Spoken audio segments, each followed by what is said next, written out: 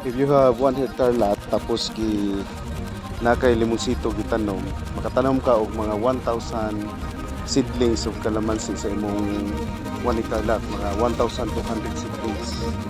And proven and tested, once you have 1,000 plus seedlings sa imong 1 hectare lot, proven and tested sa itong mga client that they earn million a month after 2 years, after 3 years nga gitanom nila ilang calamansi. But you have your ROI or return of investment after 7 months. Kanindot sa limonsito is dili siya seasonal.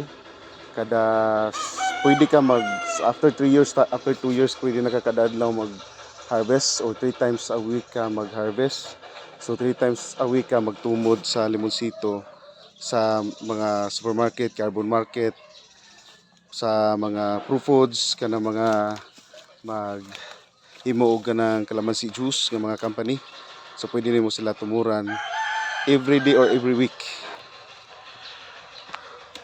If you're interested with calamansi plant, pwede mo maka-order sa mua. We can supply thousands. So pila inyong kinahanglan, maka-supply rami. And we can also give you guide unsaon pagtanom so that sa pareho sa mga clients nga ni-earn millions monthly, you can also earn millions monthly in your calamansi plantation. Hatag mi og guide gikan sa pagtanom, unsaon pagtanom, unsa kadakon sa lungag, and unsaon pagbutang sa fertilizer, and pila or how many times you put fertilizer monthly.